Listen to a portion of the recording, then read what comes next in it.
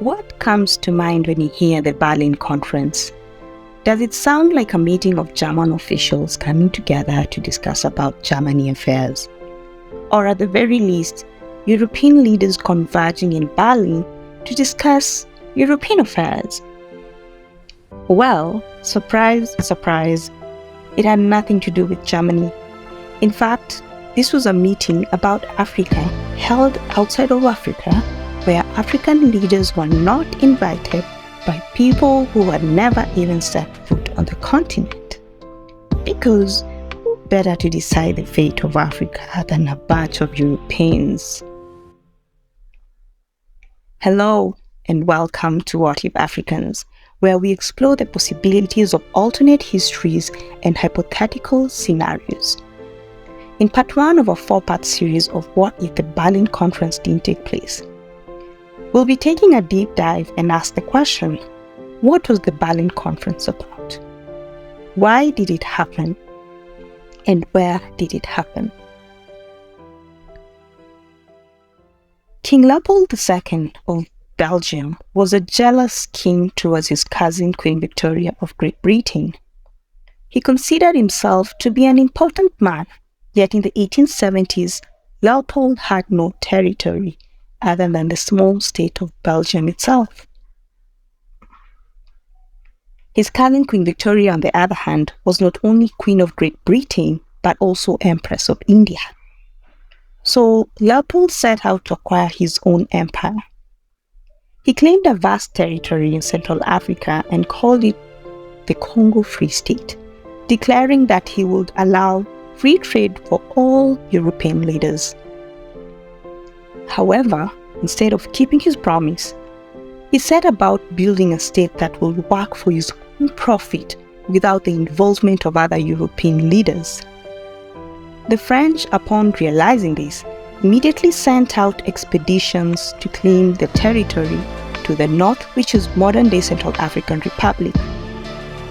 Meanwhile, the British convinced their old ally Portugal to expand their territory to the south, which is modern-day Angola, just so in order to block Leopold.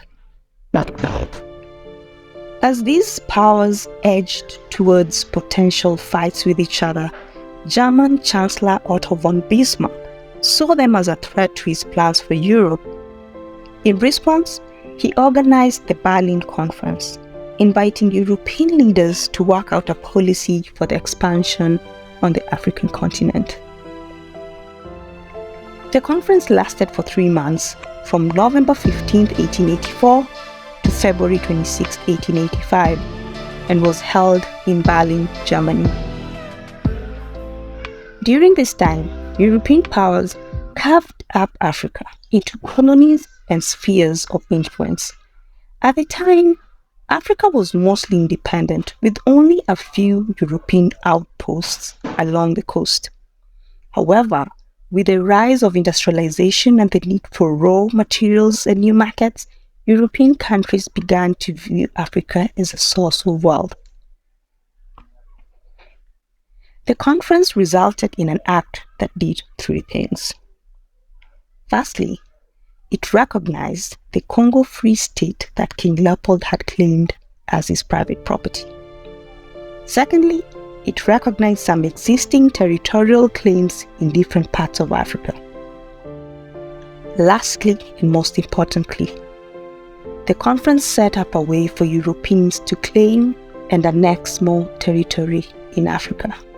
The act of claiming ownership of someone else's land under the guise of protection was established, because nothing says protection like claiming ownership of someone else's land. Now, this process essentially had 3 steps. First, European countries sent out explorers who signed meaningless treaties with local leaders who accepted the protection of the European state, often without fully understanding the treaties written in foreign languages. Secondly, the explorers headed back to Europe, where they submitted the treaties to their governments. And third, the governments of each European country negotiated with other European states to recognize that this protection meant they now owned that territory. The Berlin Conference was attended by 14 European powers as well as the United States and resulted in the partitioning of Africa into more than 50 colonies. These colonies were controlled by European powers who enforced their control through military force and divide and conquer strategies. They often played different ethnic groups against each other and exploited existing conflicts just so to further their own interest. The participating countries and their respective African colonies were as follows: Britain, which controlled over a dozen territories including Nigeria, South Africa and Kenya. France had more than 10 colonies including Senegal, Ivory Coast and Madagascar. Germany held territories in present-day Tanzania, Namibia and Cameroon, among others. Portugal had colonies such as Angola and Mozambique. They had about 5 colonies. Spain controlled 5 territories including Equatorial Guinea and Western Sahara. Italy controlled colonies in Libya, Somalia and Eritrea. Belgium held the Congo Free State, the modern-day Democratic Republic of Congo, and the Netherlands had several colonies including modern-day Ghana. They divided Africa into spheres of influence, with Britain controlling the largest amount of land, followed by France. I need you to understand, though, that many regions of Africa had already been claimed by Europeans by 1880, 4 years before the conference even began. In North Africa, France had conquered Algeria. Italy was already partially controlling Libya, and Britain had a great deal of power over Egypt. In the West, we had small colonies like French Senegal, British Gold Coast, and British Sierra Leone. In Southern Africa, we had the Portuguese territories of Angola and Mozambique, and even further south, we had the Cape Colony, which is modern-day South Africa, ruled by Britain. So, colonization was already happening prior to the Berlin Conference, yet these colonies were still quite small. This therefore means the vast territory of Africa was acquired following the conference. In the end, the Berlin Conference became a pivotal moment in the story of African colonization, establishing the legal framework for Europeans to dominate the continent for decades to come.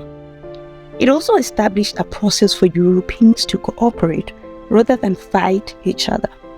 This cooperation played a huge role in the division and conquest of Africa. It was a form of legal violence practiced upon the whole continent and all of its people. And it's for this reason we tend to see the Berlin Conference as a significant event in the world history. Thanks for tuning in. Be on the lookout for the upcoming videos in this series, where we'll explore what Africa might have looked like economically, politically, and socially if it had been allowed to develop on its own terms. We will consider just how the continent's history might have been different and what impact this might have had on the rest of the world. Don't forget to like, share, and comment, and let us know your thoughts on this topic. Until next time, stay curious.